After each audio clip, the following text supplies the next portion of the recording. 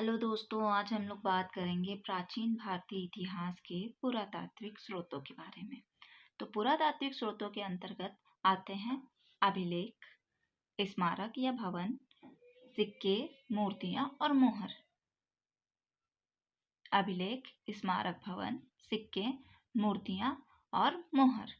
तो अगर बात करें अभिलेख नॉर्मली, तो अभिलेखों में हम लोग देखते हैं कि पत्थरों पर, शिलाओं पर और लोहे पर लिखे हुए कुछ अभिलेख मिलते हैं हमें। इसके अलावा स्मारक या भवन की बात करें तो इसके अंतर्गत देखिए, जब हम लोग पुराने समय के भवनों के बारे में पता करते हैं तो आप खुद सोचिए आपको उससे क्या क्या जानकारी मिलती है। आप किसी भवन को देखेंगे तो आप कहेंगे यार उसका डिज़ाइन अच्छा लग रहा है, तो उस समय के लोगों की कला के बारे में आपको पता चलेगा। और आप उसमें देखेंगे कि उसमें क्या क्या मटेरियल यूज़ हुआ था, मतलब कि जो मटेरियल यूज़ हुआ था उस मटेरियल का ज्ञान उस समय के लोगों को था। इसके अलावा जैसे कि मंदिर होते हैं और भी स्थान होते हैं, तीर्थ स्थान होते हैं, धार्मिक स्थल होते हैं, तो वहाँ से पता चलता है वहाँ के लोगों की मान्यताएं क्या थी, किस तरह से वो लोग पूजा पाठ करते थे। घरों से पता चलता है कि उन लोगों के रहन सहन कैसा था। तो ये हो जाता है स्मारक स्मारक और भवन से हमें ये ज्ञान मिलता है। अब बात करते हैं सिक्कों की। तो सिक्के कौन चलाएगा, आम जनता चलाएगी या राजा चलाएगा? तो सिक्के जो होते हैं वो राजा ही इशू करेगा। तो सिक्कों से क्या पता चलेगा? आप सिक्का देखेंगे, सिक्के पे देखेंगे कोई डिजाइन बना होगा, फिर से डिजाइन पता चलेगी कि उस समय के लोगों की कला की क्या उत्कृष्टता थी। इसके अलावा फिर बात करते हैं कि सिक्के की आप धातु देखेंगे कि सोने का है, चांदी का है, तांबे का है। तो इस तरह से पता चलेगा कि उस समय की राजा की अर्थव्यवस्था क्या थी और राजा ने किस लेवल पर सिक्के चलाए, कौन से सिक्के चलाए। तो उस समय के लोगों के बारे में भी पता चलेगा कि आर्थिक स्थिति उस समय की क्या थी। मूर्तियां मूर्तियां भी हमें यही ज्ञान देती हैं कि कला की उत्कृष्टता क्या थी। इसके अलावा अगर मूर्तियां कोई बना रहा तो सीधी बात है कि वहां पर राजाओं ने और मूर्ति कला को संरक्षण दिया गया था, कलाकारों को संरक्षण दिया गया था। इसी तरह से मोहरों से भी बहुत कुछ प्राप्त होता है, जानकारी मिलती है। मोहरों का यूज कब किया जाता है, जैसे कि विदेशी व्यापार हो गए, मोहरों का एज अ स्टैम्प यूज किया जाता है। तो ये जानकारियां हमें मोहरों से प्राप्त होती हैं। अब आते हैं अभिलेख। तो सबसे पहले अभिलेख के अध्ययन को कहते हैं एपिग्राफी। क्या कहते हैं? एपिग्राफी। अभिलेखों के अध्ययन को क्या कहते हैं? एपिग्राफी। ठीक है, आप भी बताइए अभिलेखों के अध्ययन को क्या कहते हैं? एपिग्राफी। सबसे प्राचीन अभिलेखों में अगर बात करें कि सबसे प्राचीन अभिलेख कौन से हैं, तो सबसे प्राचीन अभिलेखों में मध्य एशिया के बोगज कोई नामक स्थान से प्राप्त अभिलेख हैं, जिसमें वैदिक देवता मित्र, वरुण, इंद्र और नासत्य का उल्लेख मिलता है। तो सबसे प्राचीन अभिलेखों में कौन है? मध्य एशिया के बोगज कोई के अभिलेख, जिसमें किसका किसका उल्लेख मिलता है? मित्र, वरुण, इंद्र और नासत्य। अब अगर बात करें भारत की, तो भारत में सबसे प्राचीन अभिलेख अशोक के अभिलेख माने जाते हैं। किसके अभिलेख? अशोक के अभिलेख। भारत में सबसे प्राचीन अभिलेख किसके अभिलेख माने जाते हैं? अशोक के अभिलेख। जिसकी लिपि देखी गई है ब्राह्मी लिपि है, खरोष्टी, यूनानी और अरामाइक लिपि। ब्राह्मी, खरोष्टी, यूनानी और अरामाइक लिपि है। इसको इस तरह भी समझ सकते हैं कि जो अशोक का राज्य क्षेत्र था वो काफी व्यापक था, तो जहाँ के लोगों को जो लिपि समझते थे उसी लिपि में लिखा गया होगा। इस बात से हम लोग ये जानकारी पता कर सकते हैं। अब आपको बताते हैं कि मास्की, गुर्जरा, निट्टूर एवं उदयगोलम अभिलेख हैं। जैसे कि हम लोग जानते हैं चक्रवर्ती सम्राट अशोक, जिसका दूसरा नाम था देवानाम पियदसी, जिसका मतलब होता है देवताओं का प्रिय। मास्की, गुर्जरा, निट्टूर और उदयगोलम नामक के अभिलेखों से अशोक का नाम देवानाम पियदसी भी मिलता है। कौन से अभिलेखों से? मास्की, गुर्जरा, निट्टूर और उदयगोलम से क्या नाम मिलता है अशोक का? देवानाम पियदसी, जिसका अर्थ क्या होता है? देवों का प्यारा। अब बात करते हैं कुछ अन्य महत्वपूर्ण अभिलेखों की। तो सबसे पहले देखते हैं हाथी गुम्फा अभिलेख, जिसको खारवेल शासक ने बनवाया था और इसमें खारवेल के शासन की घटनाओं का क्रमबद्ध विवरण प्राप्त होता है। तो हाथी गुम्फा अभिलेख किसने बनवाया था? खारवेल ने बनवाया था। कई बार क्वेश्चन आ जाता है एग्जाम में, तो इसलिए अभिलेख और उसके शासक का नाम तो जरूर ही आप लोग याद रखिएगा। इसके अलावा दूसरा अभिलेख है जूनागढ़ अभिलेख, गिरनार अभिलेख, जिसको रुद्रदामन ने बनवाया था और इसमें रुद्रदामन की विजय, व्यक्तित्व और कृतित्व का विवरण है। इसके अलावा नासिक अभिलेख, जो कि गौतमी बालाश्री ने बनवाया था। ठीक है, गौतमी बालाश्री इसके रचनाकार का नाम है, जो सातवाहन समय में थी। क्योंकि सातवाहनों का एक प्रमुख बात ये देखने को मिलती है कि उसमें माता का नाम पहले लिखा जाता था शासकों से। तो गौतमी बालाश्री ने नासिक का अभिलेख बनवाया है, जिसमें गौतमी पुत्र सातकर्णी के जीवन काल की घटनाओं का विवरण मिलता है। ठीक है, इसके आगे बात करते हैं ऐहोल अभिलेख। किसकी? ऐहोल अभिलेख। ऐहोल अभिलेख बनवाया था पुलकेशिन द्वितीय ने। ऐहोल अभिलेख किसने बनवाया था?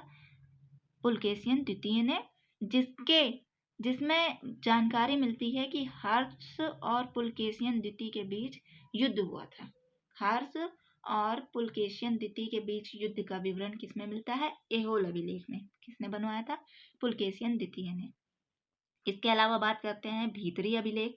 भीतरी अभिलेख स्कंदगुप्त ने बनवाया था, जिसमें स्कंदगुप्त के जीवन की महत्वपूर्ण घटनाओं का विवरण है। और लास्ट है मंदसौर अभिलेख। मंदसौर अभिलेख मालवा नरेश यशोधर्मन ने बनवाया था। ठीक है, जिसमें सैनिक उपलब्धियों का विवरण है। ठीक है, अब हम लोग एक बार फिर से रिवीजन करते हैं और फटाफट आप बताइएगा कि हाथी गुम्फा अभिलेख किसने बनवाया। हाथी गुम्फा अभिलेख किससे रिलेटेड है? खारवेल। जूनागढ़ अभिलेख रुद्रदामन। नासिक अभिलेख गौतमी बालाश्री इसकी रचनाकार हैं और इसमें किसका विवरण है? गौतमी पुत्र सातकर्णी। ऐहोल अभिलेख पुलकेशिन द्वितीय, जिसमें क्या ज्ञात होता है? जिससे हर्ष और पुलकेशिन द्वितीय के बीच हुए युद्ध का विवरण मिलता है। भीतरी अभिलेख किससे रिलेटेड है? स्कंदगुप्त से। भीतरी अभिलेख किससे रिलेटेड है? स्कंदगुप्त से। और मंदसौर अभिलेख मालवा नरेश यशोधर्मन से। अभिलेखों का अध्ययन क्या कहलाता है? एपिग्राफी। अभिलेखों का अध्ययन क्या कहलाता है? एपिग्राफी। मास्की, गुर्जरा, निट्टूर और उदयगोलम अभिलेख में अशोक का क्या नाम मिलता है? देवानाम पियदसी। ठीक है, और अभिलेखों के अध्ययन को क्या कहते हैं? बताइए। एपिग्राफी। ठीक है, तो एक बार फिर से बताइए, हाथी गुम्फा अभिलेख किससे रिलेटेड है? खारवेल। जूनागढ़ अभिलेख या गिरनार अभिलेख रुद्रदामन। नासिक अभिलेख के रचनाकार हैं गौतमी बालाश्री। ऐहोल अभिलेख पुलकेशिन द्वितीय। भीतरी अभिलेख स्कंदगुप्त। और मंदसौर अभिलेख मालवा नरेश यशोधर्मन। ठीक है, अब बात करते हैं भवन और स्मारकों की। तो जैसा कि मैंने आपको इस वीडियो के स्टार्टिंग में बताया था कि इनसे उस समय के लोगों की आध्यात्मिकता, कला, आर्थिक स्थिति और वास्तुकला आदि के बारे में जानकारी मिलती है। अब कुछ प्राचीन मंदिरों के बारे में जानते हैं। तो प्राचीन मंदिरों में जैसे अगर देखें तो देवगढ़ का दशावतार मंदिर झांसी में है। भीतरगांव का मंदिर, कानपुर का भीतरगांव का मंदिर, अजंता की गुफाओं का चित्र, सुल्तानगंज से प्राप्त ताम्र मूर्तियां, इन सबसे हिंदू कला और सभ्यता के विकसित होने के पर्याप्त साक्ष्य मिलते हैं। अब अगर बात करें शैलियों की, तो उत्तर भारत में नागर शैली, मध्य भारत में बेसर शैली, उत्तर भारत में नागर शैली, मध्य भारत में बेसर शैली और दक्षिण भारत में द्रविड़ शैली का विकास हुआ है। उत्तर भारत में नागर शैली में कंदरिया महादेव का मंदिर, बेसर शैली में वृंदावन का वैष्णव मंदिर और दक्षिण भारत के द्रविड़ शैली के मंदिरों में राजराजेश्वर मंदिर इसके प्रमुख उदाहरण हैं। तो अगर आपसे पूछेगा कोई तो एक बात याद रखिएगा, नागर शैली का उदाहरण कंदरिया महादेव, बेसर शैली का उदाहरण वृंदावन का वैष्णव मंदिर और द्रविड़ शैली का उदाहरण राजराजेश्वर मंदिर तंजौर में है। ठीक है, अब बात करते हैं सिक्कों की। तो अभिलेख, स्मारक और भवन के अतिरिक्त सिक्के भी उस समय के राजाओं द्वारा ढलवाए गए सिक्के भी उस समय के राजा का इतिहास, वहाँ की संस्कृति के बारे में भी पर्याप्त प्रकाश डालते हैं। जैसे कि बात करें तो सिक्कों में, जैसे मैंने शुरुआत में ही आपको बताया था कि सिक्कों में सबसे पहले आपको धातु पता चलती है कि किस धातु से ये सिक्का बनवाया गया है। तो आप बता सकते हैं कि अगर तांबे का है, चांदी का है, सोने का है, तो आप बता सकते हैं कि हाँ, उस समय की आर्थिक स्थितियाँ क्या रही होंगी और कौन सी धातु वहाँ पे पर्याप्त मात्रा में होगी और वहाँ पे प्रचलन में ज़्यादा कौन सा सिक्का होगा। इसके अलावा सिक्कों पे कई बार तिथियां लिखी होती हैं, तो आपको सिक्कों से तिथि के बारे में जानकारी मिल जाएगी कि कौन सी तिथि से कौन सी तिथि तक के सिक्के हैं। आमतौर पर 206 ईसा पूर्व से 300 ईस्वी तक के भारतीय इतिहास का ज्ञान हमें मुख्य रूप से मुद्राओं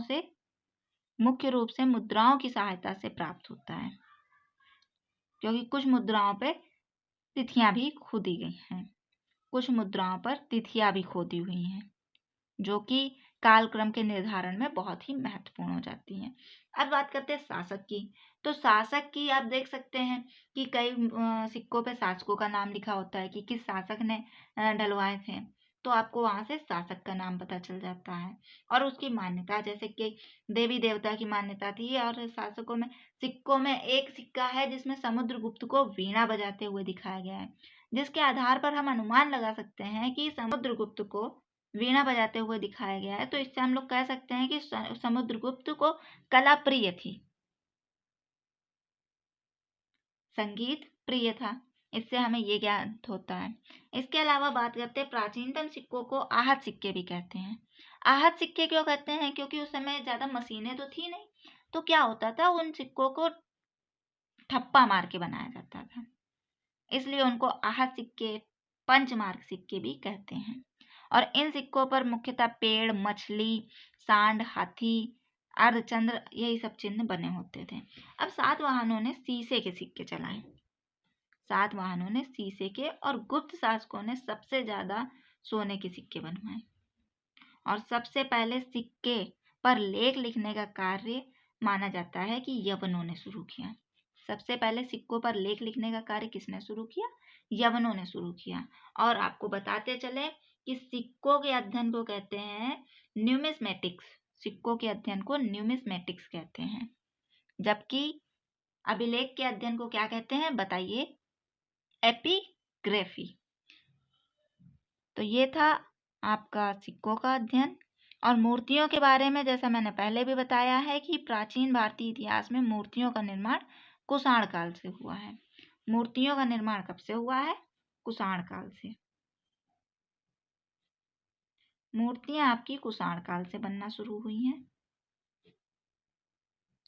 और इनसे भी क्या ही जानकारी मिलेगी, जैसे कि आप देख सकते हैं कि मूर्तियों पर वैदेशिक प्रभाव ज़्यादा देखने को मिलता है और मथुरा कला जो है वो स्वदेशी है, लेकिन मथुरा कला जो है स्वदेशी है।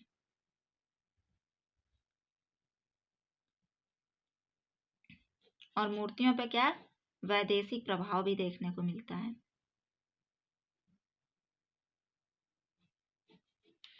तो ये थी मूर्तियों की बात। अब बात करते हैं मोहरों की।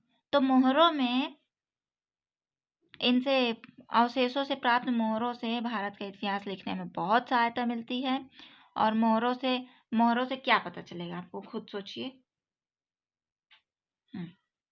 मोहरों से, जैसे मैंने स्टार्टिंग में ही बताया था, इसमें ज़्यादा कुछ है तो नहीं, लेकिन मोहरों से आपको पता चलेगा व्यापारिक मोहरें हो सकती हैं, धार्मिक मोहरें हो सकती हैं, धार्मिक और आर्थिक जीवन के बारे में जानकारी मिलेगी।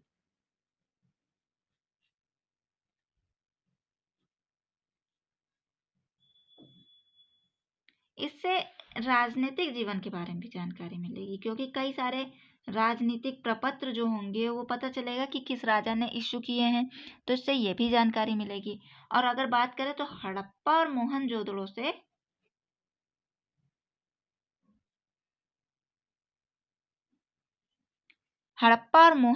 से मिट्टी की मोहरें प्राप्त हुई हैं। किसकी? मिट्टी की। ठीक है, तो ये था आज का लेक्चर और इसी के साथ प्राचीन भारतीय इतिहासों के पुरातात्विक स्रोत खत्म होते हैं। और ये चैप्टर, ये टॉपिक प्राचीन भारतीय इतिहासों के पुरातात्विक स्रोत में अभी यहीं पर रोकते हैं। कोई नई जानकारी, कोई नई टॉपिक मिलता है तो इसमें और ऐड करते हैं।